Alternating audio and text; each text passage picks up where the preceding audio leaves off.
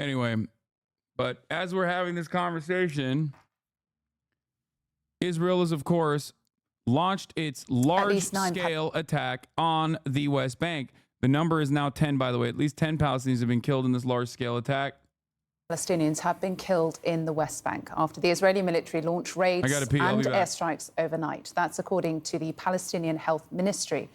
The Israeli military says it launched a large counter-terror operation overnight in 2 refugee camps. Officials say the Israeli military was targeting, quote, Islamic Iranian terrorist infrastructure.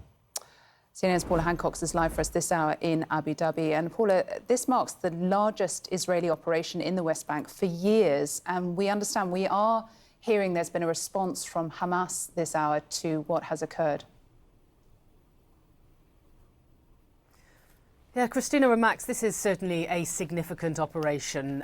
We have been seeing for months that there have been these limited operations by the Israeli military into the occupied West Bank. Hundreds of Palestinians have been killed over recent months, since October 7th of last year. But this is definitely something more significant that we are seeing. Now, we did hear from the governor of Jenin that he said just after midnight, so in the early hours of Wednesday, the Israeli military surrounded the refugee camp and Jenin itself. He says that he can still hear gunfire ongoing in the area, so it is believed this operation is still going. And he says a third of the city is without electricity at this point. Now, as you say, we know that 9 Palestinians have been killed. We hear from the Red Crescent Society, from the Ministry of Health, that those deaths happened from airstrikes, also from strikes on the ground. We hear drones are in the air as well.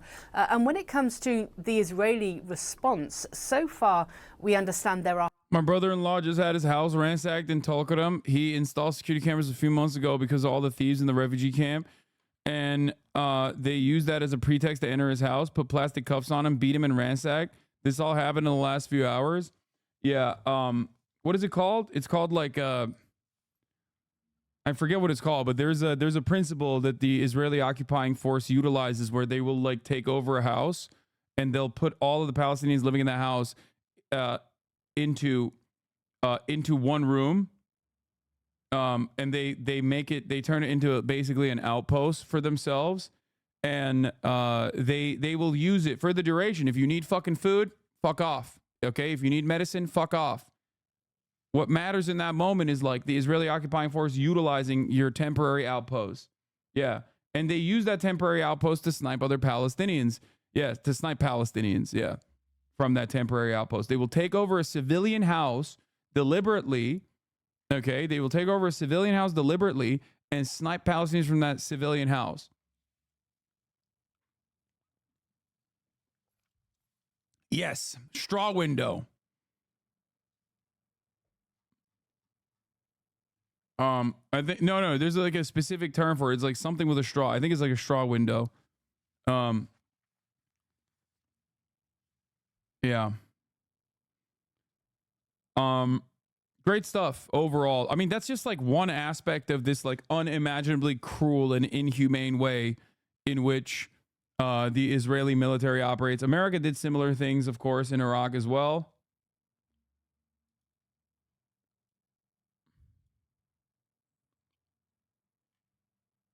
But it's great that our taxes fund that shit. It's pretty sick. Let's continue. At least hundreds of personnel involved. We've been told that there are 4 battalions of the border police alone, including undercover border police, and that does. Testimonies from the ground are that electricity is out, roads and infrastructure are being destroyed, and houses are being raided to install sniping positions. We haven't seen this shit in 20 years. A little ironic this comes up after the police arbitrarily shut down a Hadash branch in Haifa because they wanted to screen Jenin, a legally allowed, not censored film about the IDF's brutal operations in July, and the sequel to Mohammed Bakri's excellent 2002 film. So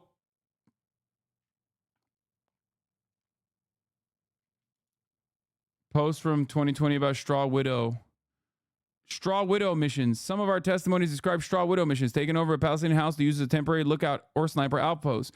For the Palestinians who have the misfortune of having a view of the strategically important area from their window, that can mean frequent harassment.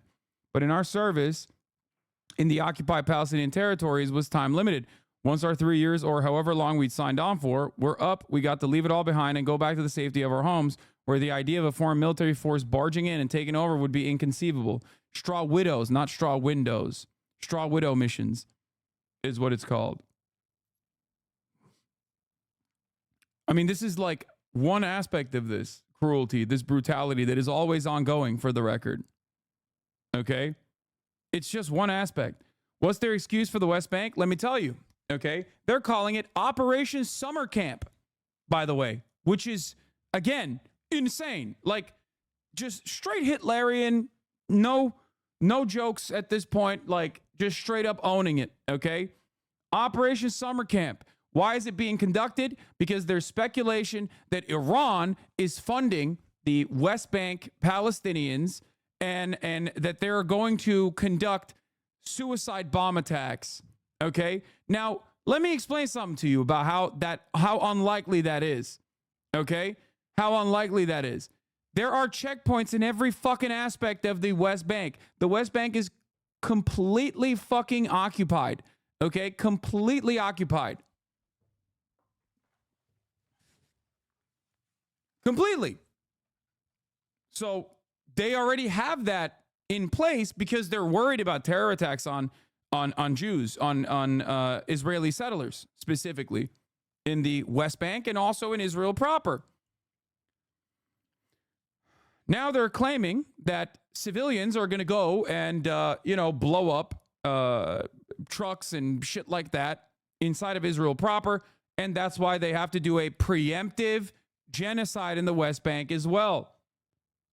Doesn't include the military and the intelligence element. So this is a large operation. Now, one thing I wanted to mention was a tweet we had from the Israeli foreign minister, which was interesting. He gave a reason for this operation, saying that it was to thwart what he called Islamic Iranian terrorist infrastructure, saying that Iran is funding and arming terrorists in the West Bank and trying to create a situation similar to Gaza and Lebanon.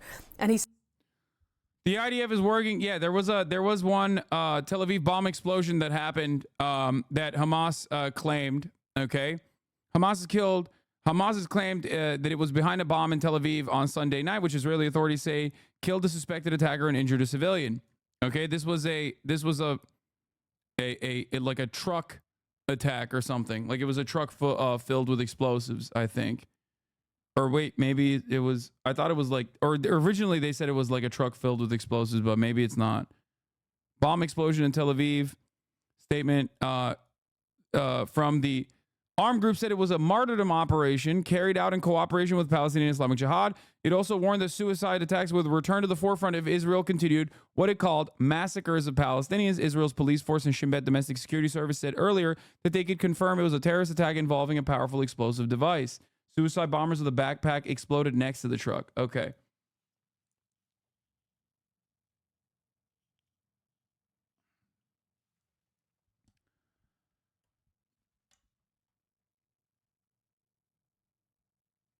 The blast happened on Lehi Street on southern Tel Aviv about an hour after the U.S. Secretary of State landed in the city to push Gaza ceasefire and a hostage deal. Okay. Anyway, here's Israel Katz, Minister of Foreign Affairs. He says the IDF is working intensively from tonight in the Jenin and Tulkarem refugee camps to thwart Islamic Iranian terrorist infrastructures that have been established there. Iran is working to establish an eastern terrorist front against Israel in the West Bank, according to Gaza and Lebanon model, by financing and arming terrorists and smuggling advanced weapons from Jordan. We must deal with the threat just as we deal with the terrorist infrastructure in Gaza, including the temporary evacuation of Palestinian residents and whatever steps are required. This is a war for everything, and we must win it. Now, what's interesting about this, of course, yeah, Israel Katz is just a Nazi, is right. What's interesting, of course, about this is that these guys in Jenin and Tulkarem, the refugee camps, that are armed, have the legal right, if not the responsibility, to defend with physical confrontation and violence, if necessary, their own territory from Israeli incursions. It is actually Israel that is actively violating international human rights. And this isn't like a complex situation. It's just straight up unconscionable and illegal. Okay.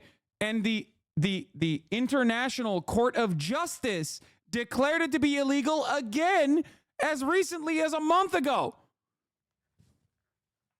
So, like, Israel is in a permanent invasion and occupation status as an illegal occupier, a belligerent. So the fact that they say, well, these guys are terrorists or whatever is fucking ridiculous. Like, you are literally doing terror. They are in the right. They are morally in the right. They are right by international human rights standards. Okay? Like, you have to understand. This is not even like an October 7 justification style situation, okay? Israel is doing an October 7 every day, technically, by occupying this area, okay? By occupying this area that does not belong to them. I need you to understand this. Like, the laws don't matter to Israel, obviously, but like, you have to understand, like, it is completely illegal what Israel is doing. It is completely legal what the Jenin brigades are doing in terms of like defending their own fucking territory. So just remember that. Like, they're terrorists. It's like fucking Russia invading Ukraine and then being like, wow, I can't believe these terrorists are fucking fighting back against us. Okay? Like, what do you think is going to happen? Of course people are going to fuck. You're violating the sovereignty of an entire group of people. Of course they're going to fucking do that. It blows my fucking mind, dude. Russia does say that, lol. Yeah, of course Russia says that. Except no one in the fucking Western world gives a shit. Except for like 8 people still pushing Z.